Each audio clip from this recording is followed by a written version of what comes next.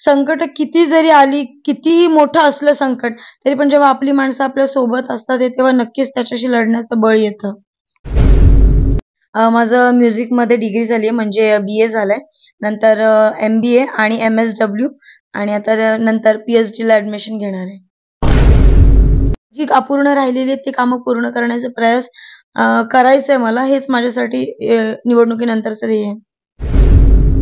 एकाच ह्या जन्मी जणू फिरुनी नवी जन्मेन मी.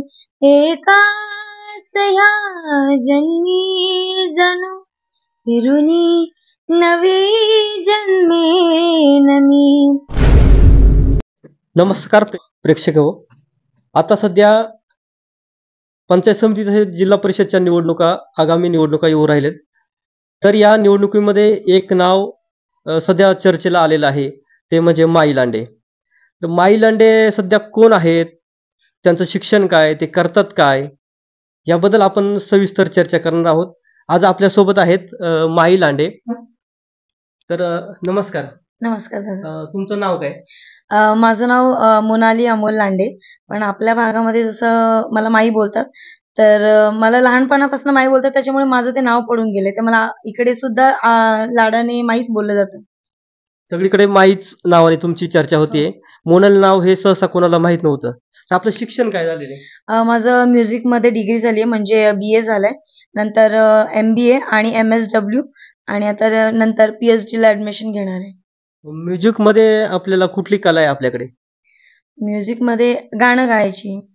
सिंगिंग. हो, सिंगिंग. त्याच्यासोबत कुठलं वाद्य वगैरे वाजवताय का? हार्मोनियम. वाजवताय? हो. कधी दिसले नाही तुम्ही वाजवताना? फारसा तितका वेळ मिळतही नाही आणि लग्नाआधी मी ते छंद जोपासतही होती. वाद्यांसोबत म्हणजे गायनासोबत वाद्यही वादन करत होती. पण लग्नानंतर थोडासा वेळ मिळाला नाही. बरं, आता आपण मुद्द्याकडे वळूया. आता तुम्ही जिल्हा परिषदच्या निवडणुकीसाठी उमेदवार म्हणून इच्छुक आहात. सध्या तरी सगळीकडे चर्चेला तुमचं नाव येत आहे. तर नक्की तुम्हाला या क्षेत्रात कसं यावंसं वाटलं? खरं तर माझं लग्न जेव्हा झालं, तेव्हा मी लांडे कुटुंबांची सून होऊन इथे या घरी जेव्हा आली, तेव्हा माझे सासरे आहेत लांडे साहेब, जे जिल्हा परिषदेचे माजी अध्यक्ष आहेत. देवराम लांडे. हो, देवराम लांडे साहेब. तर त्यांनी जे समाजासाठी 30 वर्ष जे समाजकार्य केलं, तर तेच एक इन्स्पिरेशन म्हणून मी जेव्हा लोकांमध्ये त्यांच्या माध्यमातून फिरत गेली, आपल्या भागामध्ये ज्या काही समस्या आहेत त्या बघता ते जे कार्य करत होते, तर मलाही कुठेतरी त्याची थोडीशी चुणचुण लागली, की आपणही काहीतरी असं काम करायला हवं. त्यामुळे नक्कीच समाजासाठी काय करण्याचा ध्यास हा नेहमीच कायम असतो. या राजकारणात येण्याची खरी प्रेरणा तुम्हाला कुणाकडून मिळाली? ऑब्व्हियसली लांडे साहेब. कारण मी जितपत त्यांना बघितलंय, मी लहानपणापासून भले माझं लग्न आता 4 वर्ष झालं असेल, पण मी त्यांना अगदी लहानपणापासून ओळखते. ते म्हशाच्या यात्रेला यायचे आणि माझे वडील आणि साहेब हे खूप चांगले मित्र आहेत. त्यामुळे त्यांचं काम हे लहानपणापासून बघत आले मी आणि त्यांच्याबद्दल प्रेरणा तर नेहमीच आहे, की तसं ते काम करतात आपल्या समाजासाठी. प्रत्येकाला अडीनडीत जे धावून जातात. मुळात हा प्रश्न उठतो, की साहेब जसं म्हणजे राजकारण करतात तसं मुळातच नाहीये. साहेबांनी कोणत्याही जातीचा उल्लेख न करता किंवा कोणत्याही जातीला दूर न करता प्रत्येकासाठी समान काम करण्याचा प्रयत्न त्यांनी नेहमी केलाय. जसं आम्ही पाहतो, की म्हशाच्या यात्रेला जेव्हा लोकांची बैलं नेली जायची सोडून, तेव्हा साहेबांचं तिथे येण्यानंतर ते जे थांबलं, म्हणजे लोकांवर जो अन्याय व्हायचा तो थांबला. त्यानंतर कुठेतरी वाटलं गेलं, की आपल्या समाजासाठी कोणीतरी चांगलं काम करतंय आणि तेव्हापासून वाटू लागलं, की म्हणजे साहेबांबद्दल एक प्रेरणा वाटू लागली. काम करावं तर साहेबांसारखं केलं पाहिजे. सध्या तुम्ही केवाडी गावच्या सरपंच आहात. तर तुम्हाला पंचायत समितीची निवडणूक म्हणजे पंचायत समिती सदस्यपदाची एक जागा शिल्लक आहे. तरी पण तुम्ही झडपीसाठी अर्ज भरताय. पंचायत समितीला जरी जागा असली, तरी पण माझं असं मत आहे, की आपल्या भागामध्ये अनेक जण आहेत ज्यांना संधी मिळायला हवी. आता साहेबांनी जसं काम केलंय, तर मी केवाडी गावची लोकनियुक्त सरपंच असताना मला कुठेतरी वाटतं, की साहेबांनी जसं काम केलं जिल्हा पातळीवर, ती कुठेतरी संधी किंवा तो अनुभव मला मिळेल काम करण्यासाठी. त्यामुळे झेडपीसाठी तयारी चालू आहे. आता आपण ज्या मतदारसंघामध्ये फॉर्म भरताय किंवा निवडणुकी उभे राहताय, तर त्या मतदारसंघात आता बरेचसे प्रश्न उभे आहेत. रस्ते झाले, वीज झाले, पाण्याचा प्रश्न गंभीर आहे. जलजीवन सारख्या अजून जलजीवन मिशन सारख्या ज्या योजना आहेत, त्या अजूनही प्रलंबित आहेत, पूर्ण झालेल्या नाहीत. तर त्याबद्दल आपण पण फिरले आहात, तर तुम्हाला ते प्रश्न जे माहीत आहेत, तर तुम्ही सोडवण्याचा तो प्रयत्न कराल का? नक्कीच. जसं मुळात म्हणजे जर या प्रश्नांकडे दूर-दूरपर्यंत आपण पाहिलो नाही, तर निवडणूक लढून काही अर्थ होणार नाही. माझं प्रामाणिक मत आहे, जे मी शिक्षण घेतलंय त्याचा उपयोग आपल्या भागाला कुठेतरी झाला पाहिजे.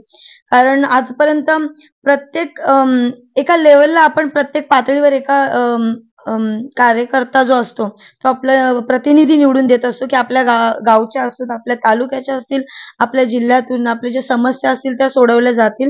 जीवन मिशन असेल, काही गावातले अंतर्गत रस्ते असतील, जी जिल्हा परिषदेची कामं आहेत ते म्हणजे छोट्या-छोट्या गोष्टी आहेत ह्या, जे काही अपूर्ण राहिलेल्या आहेत. म्हणजे निधीची कमतरता आहे त्यामुळे या गोष्टी अपूर्ण राहिलेल्या आहेत. पण जर भविष्यामध्ये जिल्हा परिषदेला संधी मिळाली, तर या गोष्टींना नक्कीच पूर्णविराम देण्याचा प्रयत्न असेल. राजकारण आणि समाजकारण यामध्ये कधीतरी चांगले, कधीतरी वाईट असे अनुभव येत असतात. तर आपण जेव्हा देवराम लांडे यांच्यासोबत राजकारणामध्ये जात असताना किंवा समाजामध्ये जात असताना काही चांगले वाईट अनुभव आलेले असतील, तर एखादा चांगला अनुभव आणि एखादा वाईट अनुभव जनतेसाठी सांगा. चांगला अनुभव म्हणजे मी सांगायचं म्हणेल, की लग्नाच्या आधी मी जितकी माणसं कमवली होती, त्याच्या पेक्षा लाखो पटीने जास्त मी इथे माणसं कमवली. ते लांडे साहेबांच्या माध्यमातून आणि इथल्या लोकांनी भरपूर जीव लावला. हीच उमेद एक मनामध्ये ठेवून, की त्यांच्यासाठी भविष्यात काहीतरी करायचे, हा प्रयत्न चालू असणार आहे शेवटपर्यंत. आणि वाईट प्रसंग म्हणायला गेलं तर आत्ताच 1-2 महिन्याआधी लांडे कुटुंबावर लांडे साहेबांचा जेव्हा वाढदिवस होता, तेव्हा मध्ये एक दुःखद घटना घडली. त्याच्यात एका मुलाचा दुर्दैवी अंत झाला. ती घटना खरंच खूप दुःखद होती. पण त्या त्या त्या टाईम पिरियडमध्ये जेव्हा लांडे कुटुंब एकत्र होतं, म्हणजे कळतही नव्हतं काय करावं, कसं करावं? कारण माझे मिस्टरही घरात नव्हते. आम्ही महिला होतो फक्त घरामध्ये. माझ्या सासूबाई असतील, आमच्या जाऊबाई, मी, आमची 2 लहान लेकरं होती. पण तेवढ्या दरम्यान सुद्धा आपल्या भागामधून नाही, तर आपल्या संपूर्ण परिसरामधून खूप लांब-लांब खेड तालुका असेल, अकोला असेल, पारनेर असेल, या तालुक्यातून प्रत्येक आपले जे लोकं आहेत, जे साहेबांवर प्रेम करतात, त्यांनी इथे येऊन आम्हाला सांत्वनपर भेट दिली होती. त्यामुळे खरंचच संकटं किती जरी आली, कितीही मोठं असलं संकट, तरी पण जेव्हा आपली माणसं आपल्या सोबत असतात, तेव्हा नक्कीच त्याच्याशी लढण्याचं बळ येतं. देवराम लांडे यांची जी आता जेरवारी झाली, त्या घटनेचा आपल्या आगामी निवडणुकीवर काही परिणाम होईल का? परिणाम मी नाही म्हणू शकत. कारण साहेबांनी गेली 30-35 वर्ष समाजामध्ये काम केलंय. हां, ठीक आहे, प्रसंग येत राहतात, जात राहतात. पण म्हणून लांडे साहेब आणि त्यांचं कुटुंब खचणाऱ्यातलं नाहीये. जसं साहेब काम करत आले, तसंच नव्याने काम पुन्हा सुरू आम्ही करत आहोत. जनतेसाठी आपण काय आव्हान कराल किंवा मतदारांसाठी काय आव्हान कराल? आव्हान म्हणण्यापेक्षा मी नक्कीच सांगेल, की प्रत्येकाला आपण संधी देऊन बघितली आहे. तर माझी विनंती सगळ्यांना एवढीच असेल, की मी जरी तुमच्यापेक्षा लहान असेल, अनुभवाने तुम्ही जास्त असाल, पण माझं म्हणणं असेल, की माझ्या शिक्षणाचा थोडाफार उपयोग तरी आपल्या आदिवासी भागासाठी, आपल्या समाजासाठी होईल, एवढंच मी म्हणेन. आणि मला एक काम करण्याची संधी तुम्ही द्याल. जसे लांडे साहेब काम करत आलेत, तशीच थोडीशी संधी तुम्ही मला द्याल. मी नक्कीच त्या संधीचं सोनं केल्याशिवाय राहणार नाही. या निवडणुकीमध्ये आपलं ध्येय काय असणार आहे? आपल्या इथे महिला ज्या बनकर फाट्यावर जातात, तर रोजगारासाठी. तर निवडणुकीनंतर जर मला संधी मिळाली, तर मी त्यांच्या रोजगाराचा प्रश्न उपलब्ध होतोय, तो कमी करण्याचा प्रयत्न करेन. जलजीवन मिशनची जी कामं आहेत, गावातील काही अंतर्गत रस्ते असतील, म्हणजे जी कामं आहेत ती कामं जी अपूर्ण राहिलेली आहेत, ती कामं पूर्ण करण्याचा प्रयास करायचंय मला. हेच माझ्यासाठी निवडणुकीनंतरचं ध्येय आहे. आपल्या शिक्षणामध्ये आपण जे कलेचा उल्लेख केला, ती कला तुमच्याकडे, तर सर्वांसाठी एक छोटंसं गाणं होऊन जाईल. हो, नक्कीच. आता तुम्ही आग्रह केलाय तर मी नक्कीच म्हणेन. एकाच ह्या जन्मी जणू फिरुनी नवे जन्मेन मी.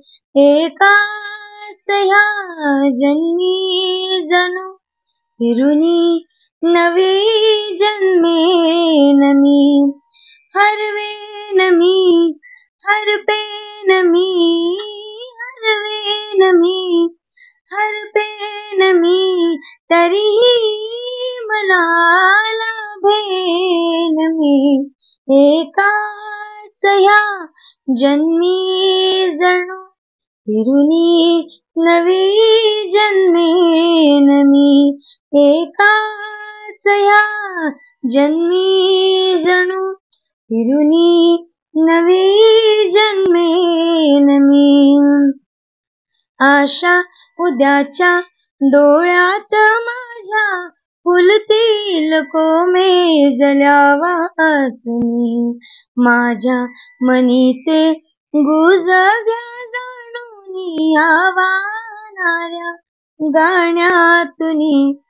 आशा उद्याच्या डोळ्यात माझ्या फुलतील कोमेजल्या वाचनी. माझ्या मनीचे गुज घ्या जाणून या वाहणाऱ्या गाण्यातुनी. लहरेन मी बहरेन मी लहरेन मी बहरेन मी शिशिरातुनी उगवेन मी. एकाच ह्या जन्मी जणू फिरुनी नवी जन्मेन मी. एकाच ह्या जन्मी जणू फिरुनी नवी जन्मेन मी. फिरुनी नवी जन्मेन मी. फिरुनी नवी जन्मेन मी. खूप छान. तर ह्या होत्या माई म्हणजेच मोनाली अमोल लांडे.